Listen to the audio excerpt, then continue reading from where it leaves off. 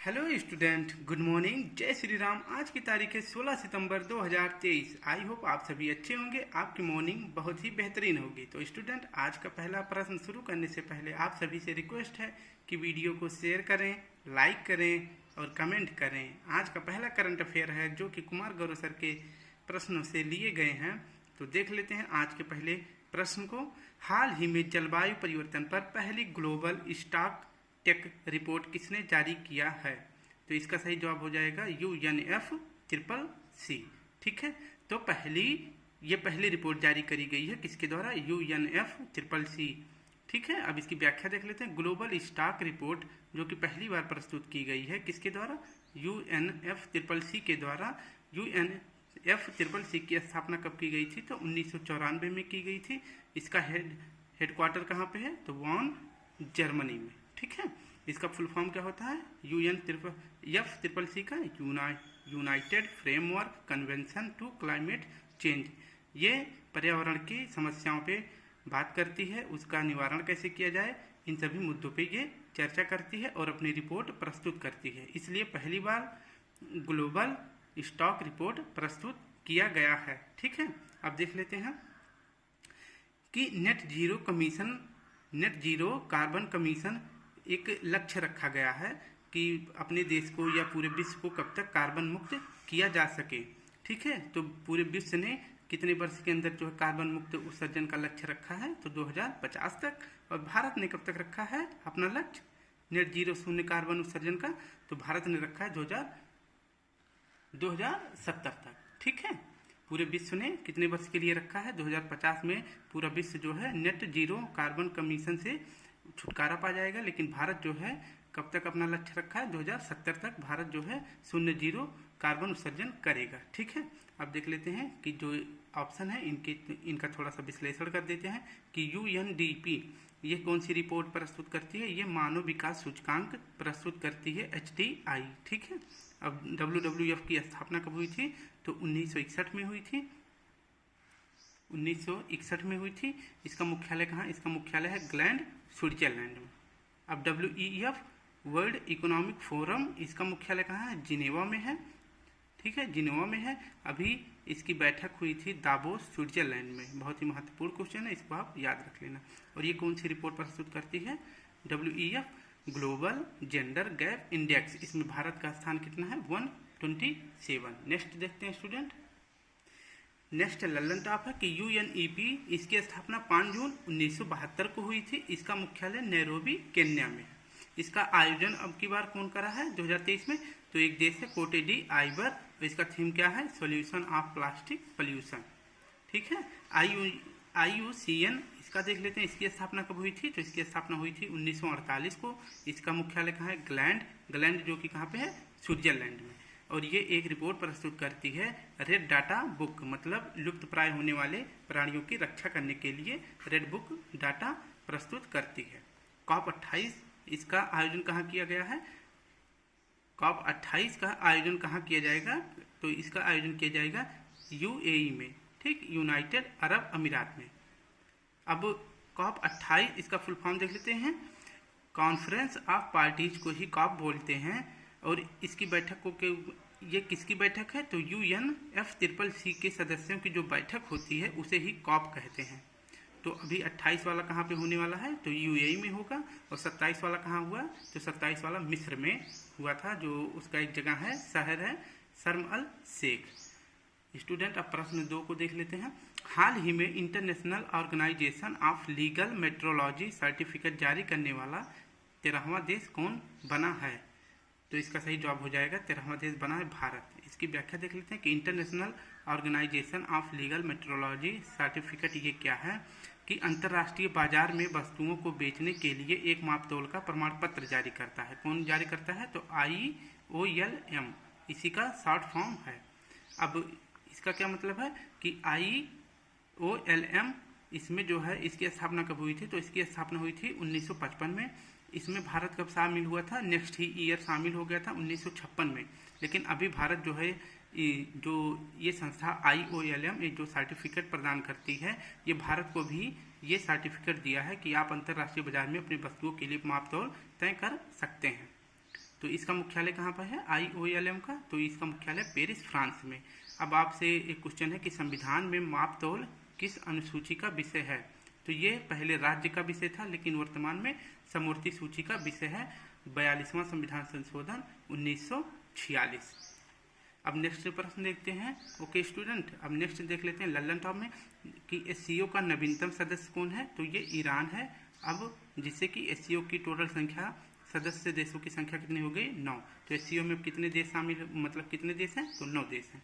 और G20 का नवीनतम सदस्य कौन बना है, तो ये बना है अफ्रीकन यूनियन। तो और G20 में अब कुल 2 संघ हो गए हैं और 19 देश।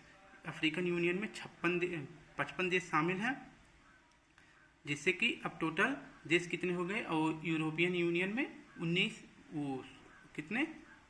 27 देश शामिल हैं और इसमें 55 देश शामिल हैं और 19 देश जो है G20 में शामिल ही हैं। ठीक, तो टोटल हो जाएगा, कलेक्ट कर लेना, 19, इसके बाद 27 और 55। NDP के नवीनतम सदस्य कौन है, तो ये मिस्र है। आसियान का नवीनतम देश कौन है, तो आसियान का जो नवीनतम सदस्य देश बना है तो वो तिमोर लेस्टे बना है।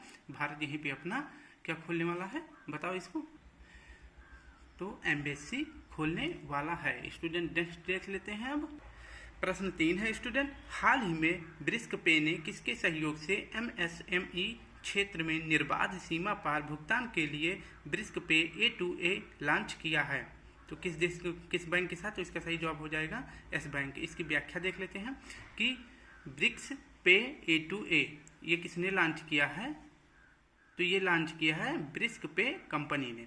ठीक है, इसका मुख्यालय कहाँ पे है, तो इसका मुख्यालय है मुंबई में। इसका क्या कार्य है कि सीमा पार जो है भुगतान करने के लिए यह कार्य करती है। तो इसमें सहयोग कौन सा बैंक अब कर रहा है, तो यस बैंक कर रहा है। अब नेक्स्ट स्टूडेंट देख लेते हैं लल्लन टॉप प्रश्न को कि भारत से सर्वाधिक सीमा बनाने वाला देश, भारत की सीमा से सर्वाधिक लंबी, मतलब भारत की सीमा से सर्वाधिक लंबी सीमा बनाने वाला कौन सा देश है, तो ये बांग्लादेश है। इलेक्ट्रॉनिक बैंक गारंटी जारी करने वाला पहला बैंक तो HDFC है। देश का पहला नेशन फर्स्ट ट्रांजिट कार्ड किसने जारी किया है, SBI ने। इसका क्या मतलब है कि आप अब चाहे मेट्रो से यात्रा करें या बस से यात्रा करें या कोई सामान खरीदें तो उसका भुगतान एक ही कार्ड से कर सकते हैं। अब भारत का पहला UPI ATM किसने जारी किया है, तो SBI ने जारी किया है। और कहाँ पे जारी किया था, तो इसको जारी किया है मुंबई में। और इसमें सहयोग कौन सा देश की कंपनी कर रही है, तो जापान की हिताची कंपनी ने किया है कि आप मोबाइल से अपने QR कोड को स्कैन कर सकते हैं और पैसे विड्रा कर सकते हैं। अब नेक्स्ट प्रश्न देख लेते हैं कि हाल ही में अंतर्राष्ट्रीय लोकतंत्र दिवस 2023 कब मनाया गया है, तो अंतर्राष्ट्रीय लोकतंत्र दिवस कब मनाया गया है, तो इसका सही जवाब हो जाएगा 15 सितंबर। अब इसको देख लेते हैं कि 15 सितंबर को 2 दिवस मनाया जाता है। एक तो अंतर्राष्ट्रीय लोकतंत्र दिवस मनाया जाता है और दूसरा मनाया जाता है राष्ट्रीय इंजीनियरिंग दिवस। अब इसकी शुरुआत कब की गई थी, कि अंतर्राष्ट्रीय लोकतंत्र मनाने की शुरुआत कब की गई थी पहली बार, तो 2018 में की गई थी। इसकी थीम अब की बार क्या है, अगली पीढ़ी को मजबूत करना। ठीक है, अब इसको देख लेते हैं कि एक डेट दिया गया इसमें 16 सितंबर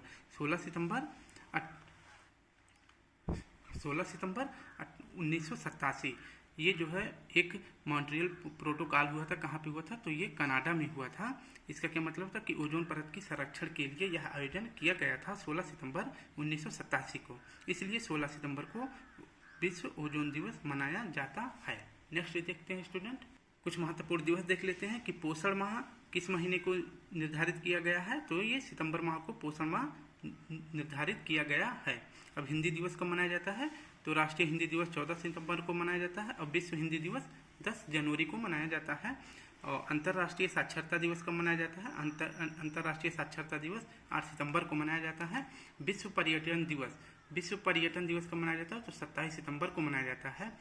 अंतर्राष्ट्रीय पुलिस सहयोग दिवस ये 7 सितंबर को मनाया जाता है। इसकी मतलब इंटरपोल, अंतर्राष्ट्रीय पुलिस सहयोग दिवस, इंटरपोल की स्थापना कब हुई थी, तो 1923 को हुई थी। अभी इसकी 100वीं वर्षगांठ 90वीं बैठक भारत में आयोजन किया गया था। अब देख लेते हैं 5वां प्रश्न क्या है, फ्रांस के night of the order of arts and letters से किसे सम्मानित किया गया है, तो इसका सही जवाब हो जाएगा राहुल मिश्रा। इन्हें किस क्षेत्र में यह पुरस्कार ऑर्डर ऑफ आर्ट्स दिया गया है, तो ये आर्ट्स के क्षेत्र में इनको यह प्रदान किया गया है। अब देख लेते हैं कुछ महत्वपूर्ण पुरस्कार किस भारतीय को दिया गया है, किस भारतीय को। रहमान मैग्सेसे अवार्ड 2023 किसे दिया गया है, तो डॉक्टर रवि कन्नन को दिया गया है। अंतर्राष्ट्रीय बुकर पुरस्कार ये जॉर्जी गॉस्पिंडो है, इनके उपन्यास टाइम शेल्टर के लिए अंतर्राष्ट्रीय बुकर पुरस्कार दिया गया है। देख लेते हैं कि पीएम नरेंद्र मोदी को किस देश के वहाँ के जो सर्वोच्च सम्मान है दिए गए हैं, तो पीएम मोदी को पापुआ न्यू गिनी का सर्वोच्च सम्मान दिया गया है, फिजी का दिया गया है, पलाऊ का दिया गया है, मिस्र का, ग्रीस का और फ्रांस का दिया गया है। अब राष्ट्रपति द्रौपदी मुर्मू को किस देश का सर्व सम्मान दिया गया है, तो सूरीनाम का सर्व सम्मान दिया गया है। उसका क्या नाम है, द येलो स्टार, याद रख लेना। अब स्टूडेंट नेक्स्ट प्रश्न देख लेते हैं। हाल ही में मास्टर कार्ड इंडिया के चेयरपर्सन पद पर किसे नियुक्त किया गया है, तो इसका सही जवाब हो जाएगा रजनीश कुमार। अब देखते हैं कि रजनीश कुमार को मास्टर कार्ड इंडिया का चेयरपर्सन नियुक्त किया गया है। अब मास्टर कार्ड जो है इंडिया ये क्या बनाती है, तो ये क्रेडिट कार्ड कंपनी का निर्माण करती है। जो क्रेडिट कार्ड आपसे आप पैसे विड्रा करते हैं उसको ये बनाती है, ठीक है। अब जो है मास्टर कार्ड के चेयरपर्सन कौन बन गए हैं, रजनीश कुमार बन गए हैं। नेक्स्ट देखते हैं स्टूडेंट। अब कुछ महत्वपूर्ण पदों पर नियुक्त व्यक्तियों को देख लेते हैं। जैसे कि एसबीआई के हेड कौन है, तो ये दिनेश खारा हैं, एसबीआई के हेड कौन है, दिनेश खारा हैं। और सीबीआई के निदेशक कौन है, तो ये प्रवीण सूद हैं। और सीबीसी मतलब मुख्य सतर्कता आयुक्त के हेड कौन है, तो ये है प्रवीण कुमार श्रीवास्तव हैं। और CSIR के निदेशक कौन है, तो नल्लाथम्बी कलाई सेल्वी हैं। CSIR के हेड कौन होते हैं, तो वर्तमान PM होते हैं, ठीक है। अब प्रश्न 7 देख लेते हैं। हाल ही में प्रोजेक्ट अभिनंदन किसने प्रारंभ किया है, तो इसका सही जवाब हो जाएगा ऑप्शन सी, प्रोजेक्ट अभिनंदन एयर इंडिया ने शुरू किया है। इसका क्या मतलब है कि अब जैसे कोई आप अपना सामान लेके एयरपोर्ट पे जाओगे तो उसको जो है चेक करने के लिए आपको कोई प्रॉब्लम होगी, तो वहाँ के जो स्टाफ होगा एक पद नियुक्त किया गया है, वो आपकी पूरी तरह से हेल्प करेगी। और एयर इंडिया ने इसे कितने प्लेटफॉर्म पे एयरपोर्ट पे शुरू करा है, तो 16 एयरपोर्ट पे शुरू किया है प्रोजेक्ट अभिनंदन, जिससे कि अपने यात्रियों को सुलभ और अच्छी सुविधाएं प्रदान कर सकें, उनको कोई प्रॉब्लम ना हो, ठीक है। अब देख लेते हैं कि कुछ प्रोजेक्ट जो कि किस राज्य में शुरू किए गए हैं उसके बारे में। प्रोजेक्ट क्लाइव कहाँ शुरू किया गया, तो ये यूके मतलब उत्तराखंड में शुरू किया गया है। किसके लिए, शिक्षा को बढ़ावा देने के लिए। नेक्स्ट देख लेते हैं प्रोजेक्ट नमन, ये भारतीय सेना ने शुरू किया है। किसके लिए, ये जो शहीद हो जाते हैं उनके परिवार की समस्याओं को सॉल्व करने के लिए प्रोजेक्ट नमन शुरू किया गया है। C295 परिवहन विमान, ये एक परिवहन विमान है, इसको जो है स्पेन से भारत लाया जाएगा। इसमें जो है 56 परिवहन विमान पर सिग्नेचर हुआ है। 16 जो है इसमें 56 जहाजों पे सिग्नेचर हुआ है, तो 16 जो है स्पेन देगा और बाकी 40 जो है भारत में बनेगा। कहाँ पे बनेगा, बड़ोदरा में। स्पेन की कंपनी एयरबस और भारत की कंपनी टाटा मिलके इसको बनाएगी, ठीक है। अब नेक्स्ट देखते हैं कि एशिया की सबसे बड़ी हेलीकॉप्टर निर्माण कंपनी कौन सी है, तो यह है तुमकर।